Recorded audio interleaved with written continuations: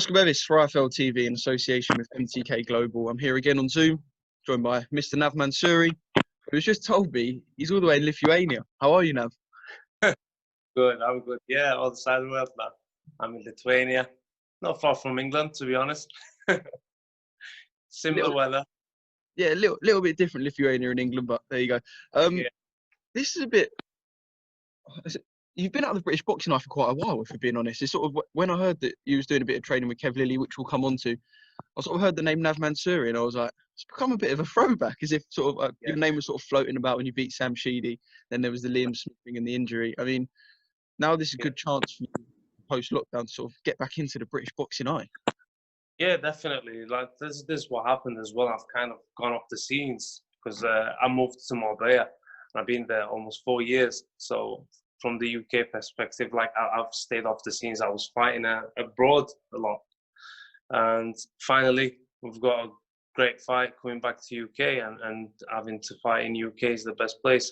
And saying that again, I'm gonna have no audience, but usually everybody will excited to come and watch, but it's no audience now behind closed doors. Yeah, I mean, it's going to be a strange scenario at first, and probably something we're going to end up getting used to after a couple of shows. But it's a positive that you were coming over to fight someone like Kieran Conway, because now with the Matchroom Fight Camp and they're talking about sort of domestic dust-ups, you and Kieran is a fight that you can sort of still continue forward with. Yeah, no, I think it's a great match. I'm really up for the fight. He is as well. He's had some good performances himself, so he's confident. I am. I've trained really hard for this fight because it means a lot to me now, and especially it's a fight that I'm coming back into UK with, and it's great. It's on a great platform because it's going to be on Sky Sports, so it's just a great opportunity for me to put my name back onto the map and get into the mix and work all the way back up again. What do you sort of want from this next stage of your career? Because obviously, you're going to be realistic. You're not going to tell me that you're going to become pound for pound #1 in 2 years. But sort of, you must have a little plan where you're thinking, there's domestic titles out there for me. So what is the plan for this next stage of your career? Yeah, well, it is titles. I'd love to get as many titles fights as possible. But I want to be in domestic fights. I want to be in meaningful fights. What crowd want to see, an exciting fight, to be honest. It makes me train a little bit harder if I know my opponent's a lively opponent and he's there to fight. So it gives me the excitement where I want to do a little bit more, and I like to be involved in those kind of fights rather than one-sided fights. Yeah, I mean, domestic dust-ups that way is so many fantastic fights that can be made across the board from about 20 different fighters. But first, that sort of European experience you had, because what is it? You fought in a few fights in Spain, Holland, and then was there anywhere else? So what's that European experience like? Because I can imagine boxing in Holland is a pretty different feel to boxing in New York halls and stuff. Yeah, well, 100%. It's like a one-sided place. Before you even start the fight, you're like 6 rounds down. I was expecting that, but that's how it is. When you go out there in their backyard, it's a little bit different. I heard about it, but I thought, no, these people might be fair, but I tested the defeat, which is not a nice taste, to be honest, and I never want to taste it again. But it's boxing and it's politics as well, isn't it? So we just got to move on and just look forward to next. What was the reasoning for you taking fights? Like, for example, your fight in Holland was it some form of European strap, was it? Yeah, it was WBA, international. Yeah. That was the main things that I took that opportunity because I wanted to get a title where I could come back into UK and have a domestic fight for the title as well.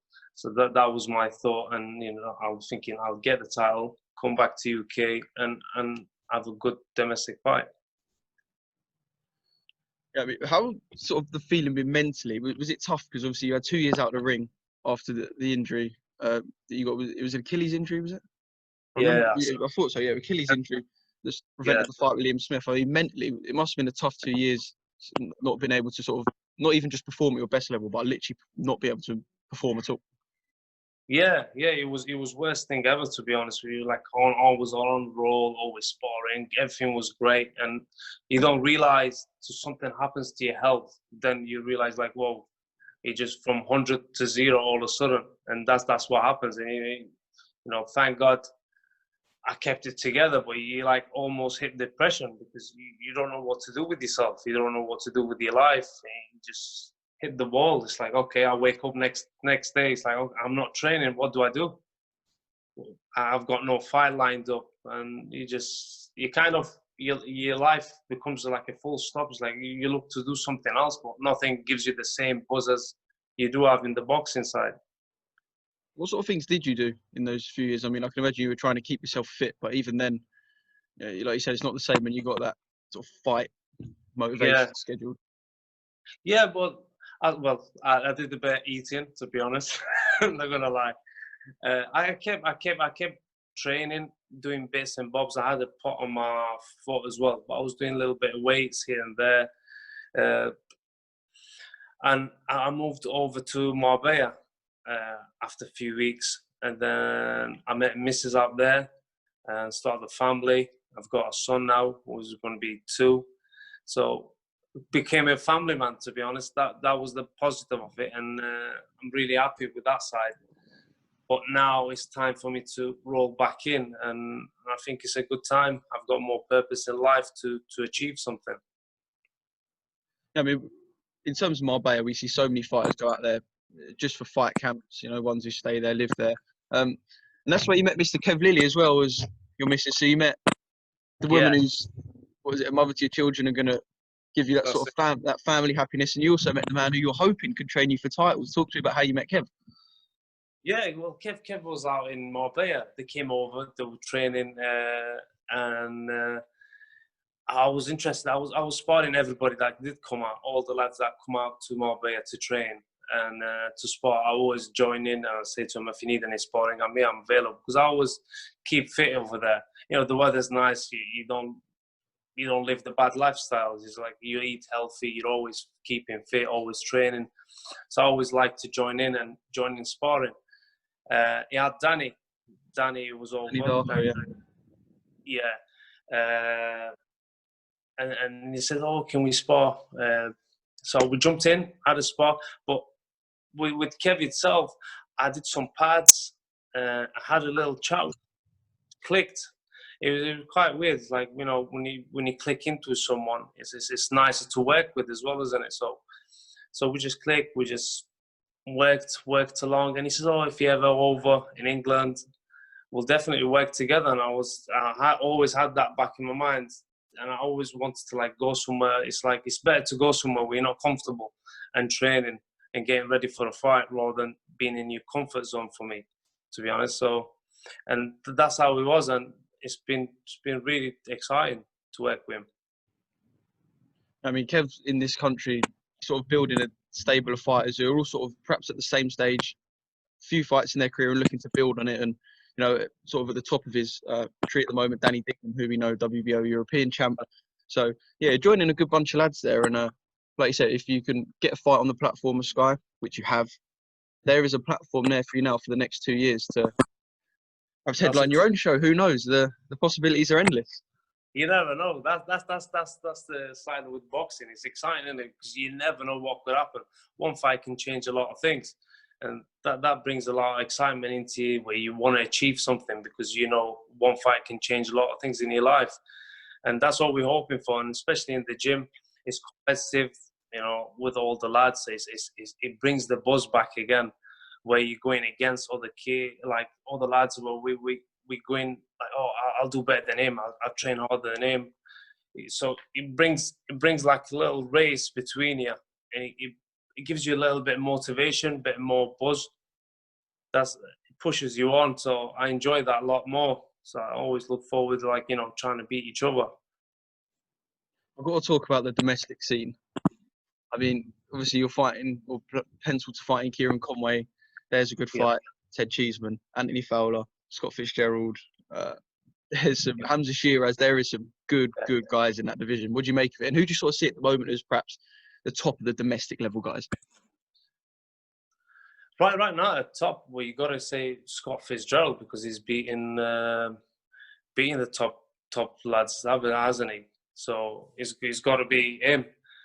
But all now, they're all good kids. It's like you can't put a finger on one lad and think, okay, that's going to be an easy night. It's all competitive fights, and that makes it really exciting at the weight right now. It's all domestic fights. It's not no warm ups or just a tune up fight.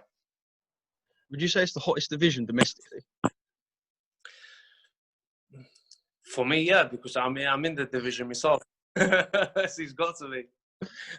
Yeah, big fights, big money to be made. What's the fan base sort of saying nowadays? Because you come back to the UK, have your first fight in the UK since was one of your comeback fights in the UK? Was it? Did you have one in the UK?